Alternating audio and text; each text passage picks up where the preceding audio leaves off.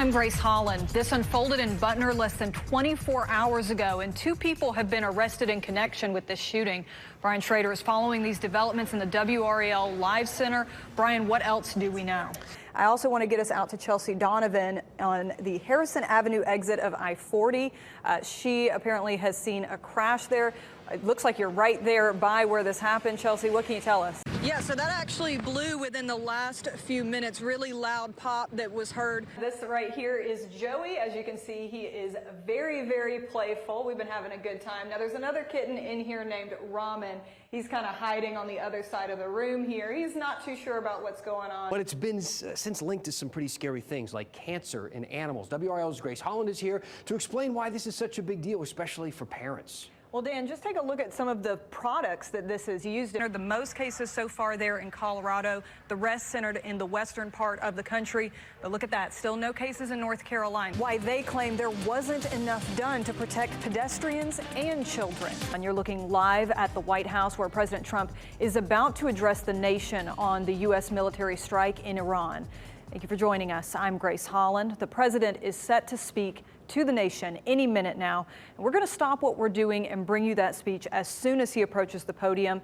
If you're just catching up on all of this, this broke a little before 8 tonight when the president posted to social media. This is probably one of the last things you expect to wake up to. A family in Johnston County woke up to this truck in the middle of their home, also making a mess of other parts of the country. In West Virginia, water washed away a baseball field outside Huntington. The opening weekend of Little League was delayed. No word on when the repairs will be finished or when the season will start. And the Ohio River is cresting today at levels not seen since 2018. Look at this. If you have any information, call Garner Police. Also new tonight, no injuries were reported after a house fire in Durham. It happened on Elmsford Street around 5 this evening. Take a look at this scary video out of Kentucky. So this is a semi-truck that crashed and caught fire in downtown Louisville this morning, and then it falls off of this overpass. Knowing which foods to feed your family isn't always easy. There's a lot of mixed messages and misleading claims. Some threats that we are tracking is damaging wind and hail. Meteorologist Kat Campbell is here in the WRAL Severe Weather Center. Kat, it feels like summer is starting early. Oh yeah, did you feel the humidity when you stepped outside today? The warm air, the humid air. It's the 2026 football season. Well, it sure doesn't feel like football weather right now between the summer heat, the humidity, and the rain that we've been seeing today. Meteorologist Kat Campbell joining us live. Kat, these storms going to stick with us through the weekend, right? Right. In fact, it was the most searched candy in the country. M&M's was the most searched in 8 states, including South Carolina. Reese's was the least searched, which is kind of surprising to me, honestly. Do you know why people search candy corn? Because they're writing, what is really in this? Is it safe to eat? Is it actual flavored wax? My son eats this stuff, and I don't really trust him anymore because he's like, this tastes good, and I'm like, I don't. Okay, but I gotta say, I had a coworker who would like put it in bags and bring it to the station, and it would have peanuts mixed in with it. Okay. That's a pretty good combination, I gotta say. I've never tried that. I might. Yeah. All right. Try it this year. Lots of cold air on the way. Yeah, it'll be very, very chilly. I know there's some kids that are going to have those fingers crossed a lot for of people, some snow, though. Yeah, snow lovers just, they listened to very little of what you just said. All they heard was a chance. And you know what? I picked against Patrick Mahomes in the championship game, so I'm not going to do that again. I will take the Chiefs here, Grace. I think they're going to win 35-31. Who you got? Okay, I know I'm wearing red right now. I'm probably going for the Eagles. It's more red for all my Georgia Bulldogs that are on that team. But then again, Mecole Hardman on the Chiefs. So they are loaded with Georgia Bulldogs. Jalen Carter, great player, defensive line, going to be key for Philly. Yeah, it'll be a good game no matter what. All right, thanks, Pat. And this is my walker. A little help keeps 5-year-old Elliot Jones on the move. With spinal muscular atrophy, there's new treatment, and so he got gene therapy, and then he's on another treatment. So he's really developed muscles over the past 4 years. Music and dinosaurs are just a couple of his favorite things. This is the book you guys wrote? Yep. And a nonprofit helped Elliot and his big brother George combine those into this picture book. So I can show you all the pictures. Oh, I got it. Those words are also lyrics.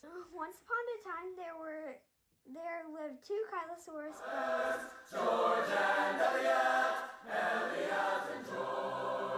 Inlow High School's choir has been working on the song for weeks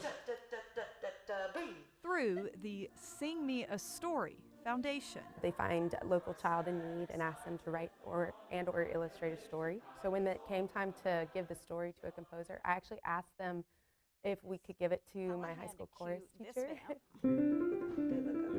That's the running of the little baby. Gwen McLeod Hall turned George and Elliot's big adventure into sheet music.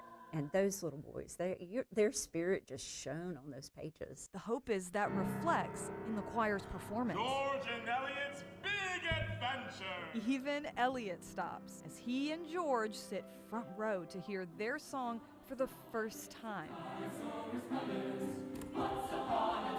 And at the very end, the boys join in for the big finale.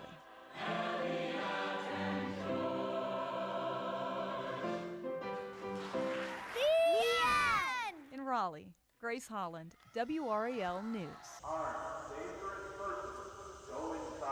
A change in perspective can come through an unexpected lens. Go inside, it says, oh my days.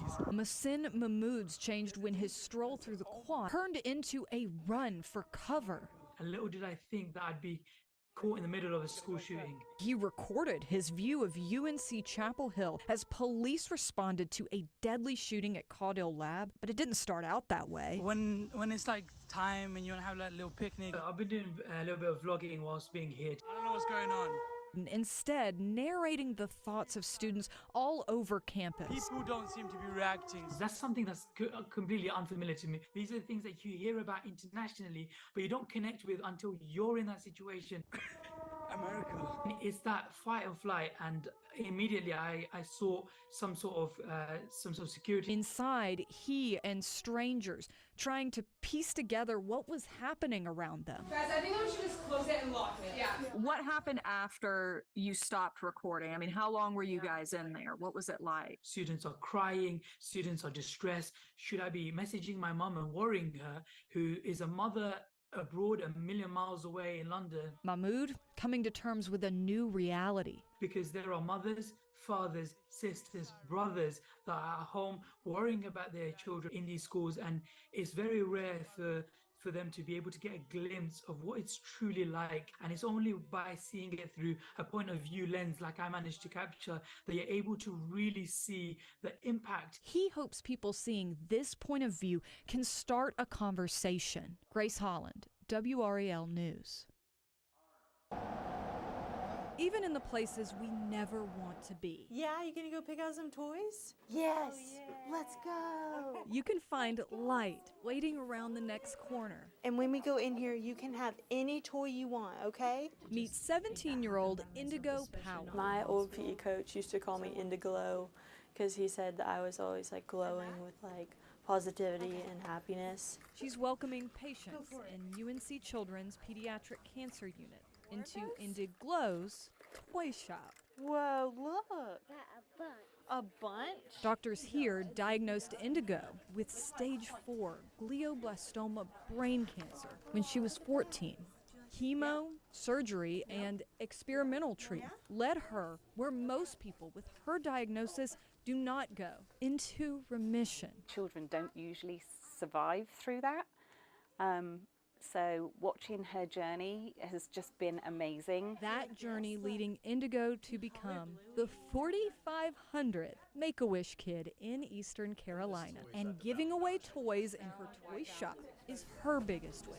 Make-A-Wish is about sharing joy and hope with children, and I think Indy really encapsulated that perfectly. The glow of her giving shining in all directions. Knowing that he could like have anything he wanted, and it just made my heart so happy. In Chapel Hill, Grace Holland, WRAL News.